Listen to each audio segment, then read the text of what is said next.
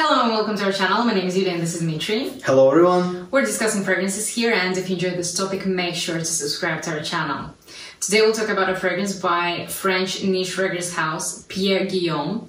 The perfumer behind this fragrance house is also Pierre Guillaume. This fragrance was released in 2009 and it's called Tubereuse Couture.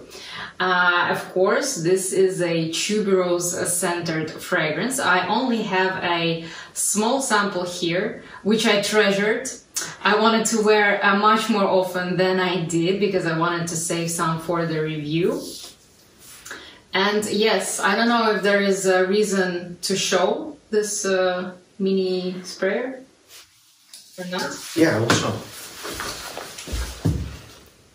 So I've worn this fragrance quite a bit. Dmitry only worn it yesterday to try it out, and today he also wore it.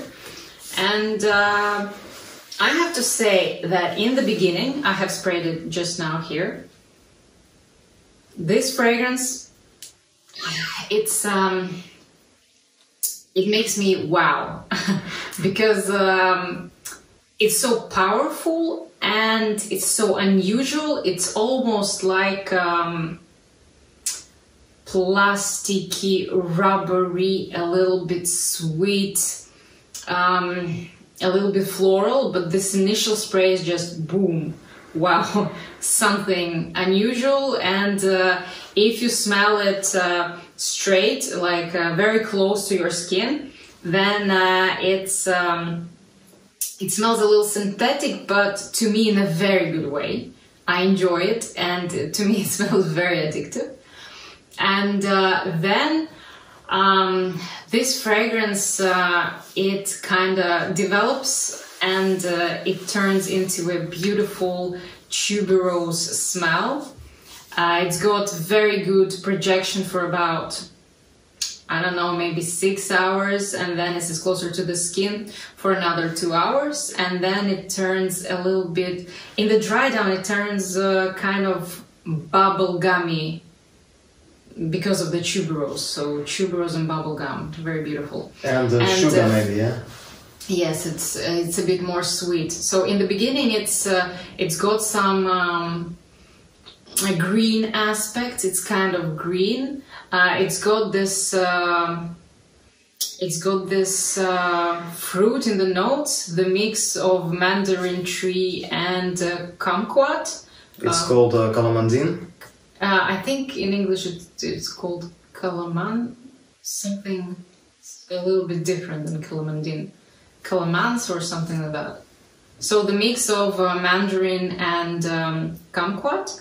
And so it's a citrusy fruit, and yes, it brings this unusual freshness to this fragrance. And also there is a plant, I'm not sure if you even have ever tried it or smelled it, fei hoa. I don't know if it grows where you're from. It doesn't grow where we're from, but we have tried some drinks. We have smelled the approximate smell of this fruit.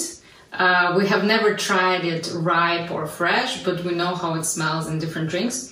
And it's a very addictive and interesting fruit, and every time I get a sip of a drink with this fruit, it's just amazing. So maybe that's why when I smell this fragrance from some distance, it reminds me of this fruit, and I really enjoy it a lot because it brings me some cool, good memories. So yeah. I would say this fragrance also has some bitterness to it. I get some fresh, a little bit animalic, probably like ambergris vibe in the opening. Yeah. Yes. But there is no ambergris mentioned. Yeah. It becomes sweeter. Yeah. It has a lot of tuberose. Mm-hmm. Tuberose here is beautiful. It also has benzoin in the dry down. On Parfuma, they have listed the note of ash, mm-hmm. Yeah, Not sure about that. In the official website, there is mentioned Neroli. I think there were only 3 notes on the official website. There were more. There were 3 main notes: was clementine, tuberose, and sugar. These are the main notes. And on Fragrantica, for example, they are mentioning jasmine. They are mentioning ylang ylang. Yeah. You know, but on the official website, there is no jasmine and ylang ylang. So it's a floral fragrance. It's sweet, not overly sweet, but quite sweet, with a twist. It's a very, I would say it's a different kind of tuberose than we're used to, and I really like it. To me, it's, you know, I enjoy fragrances that bring me some emotion. That when I sniff those fragrances, I'm going like, whoa, what is this? I like that. It's kind of addictive, and that's why I like it. It's unusual, and what I would recommend from myself, spray it.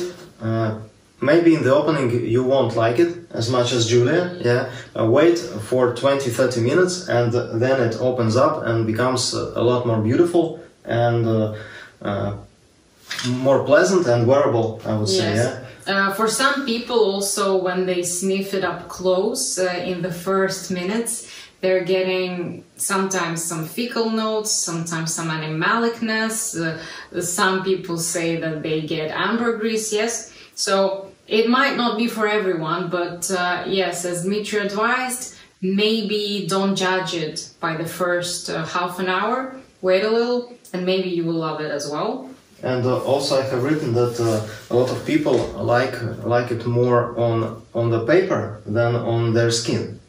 Okay. Yeah. I've read that some people are the opposite of that. And from my wearing, I liked it more from the sillage, from the neck, than smelling it up close. Yeah, I agree. On the neck it sits beautifully. It's just... it projects very well for the first 3 to 4 hours, I would say, yeah. Yeah. So the longevity is about 8 hours, I would say. Yeah, about that. Is it more masculine or feminine? I would say it's more feminine. Yeah. Actually, I would say it's unisex, leaning to more feminine side. Yeah. With this fragrance, I think that it's more unisex, maybe leaning a bit more feminine, yeah. But as always, I appreciate Pierre Guillaume's house, and I think he's making beautiful fragrances, unusual fragrances. He's creative. Yeah. He's very creative, and for that reason, I would advise against blind buying his fragrances, because you might not get exactly what you think it is. When you look at the notes, you might imagine things, but they might not be the reality of what you're smelling. So I have 2 other fragrances from this house, full bottles, Anti-Blues and Jangala. I enjoy those fragrances a lot. And I would actually like to have a bottle of this one.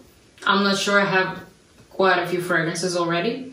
So I'm thinking, but I would definitely like a bottle of this one. So yes, his fragrances are my taste, but I know a lot of people do not appreciate this house as much. So I would say that if you want to smell unique, if you like unique smelling fragrances, if that's your taste, definitely check this house out. Their samples are amazing. They spray beautifully, and they have caps. You can travel with them, easy to use, just gorgeous. And yeah. For that, I like this house as well, and always try it before blind buying it, please. Also, I have here Tom Ford's Orchid Soleil. As you know, the fans of this fragrance, it was discontinued. Unfortunately, please don't cry. So I still have quite a lot of this fragrance, which I'm happy about, and I love this one a lot. It's also tuberose centered, and it has other notes as well, like some cream, some chestnut. It's beautiful, it's warm, but strangely it opens up very well in the heat. Although looking at the notes you might think like, okay, that's a winter fragrance. Maybe for some people that is a winter fragrance and they would most likely wear it in winter. But I would say that in the summer it's great as well. So I like this fragrance also a lot. It reminds us of Franck Boclet's Cocaine. Yes, a lot. And actually, they are quite similar. And actually this there is a note that resembles with Tubereuse Couture and Cocaine by Franck Boclet. There is something... Sugar tuberose, this vibe. Yes, it's going straight up to your nose. It's beating you down. It's cool. That note is cool. This one is more creamy, more. It's delicious, but very powerful. Also. Yeah, very powerful. But the beast here is Tuberosa by Nichonet. Actually, we have full review on this fragrance and on Tuberosa as well. If you like, please watch it. And this fragrance is a monster in projection. If you want some monstrous fragrance, that's it. That includes tuberose. It's one of the beastliest fragrances from Nichonet and from all of them. Yeah. So yeah, that's a very good fragrance. In winter, I'm not spraying that much, maybe 1 or 2 sprays, because it can be overwhelming. The musk here is very powerful, but in summer I put a little more because it kind of gets softer for some reason. I've realized that a lot of fragrances that contain a lot of musk in the heat, they're opening up very softly and beautiful, gorgeous. And actually as well, if it's hot where you are, you can spray your fragrance on your knees, on your wrists, and maybe even here on your elbow, and maybe on your back. Just if it's too much in the neck area, then yeah, spray it elsewhere. So yeah, very beautiful fragrance as well. Sometimes I think it has some banana vibe, sometimes it's green for me, sometimes it's sweet and fruity, and sometimes it's warm.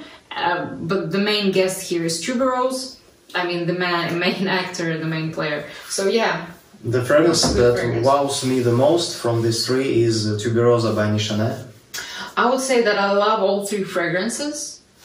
All of them are very good. So yeah, I'm happy with these. So yes, let us know if you have tried Tubereuse Couture before. Have you liked it? What do you overall think about Pierre Guillaume's house? We're very interested. And as always, we wish you an amazing day. Bye. Thank you, bye.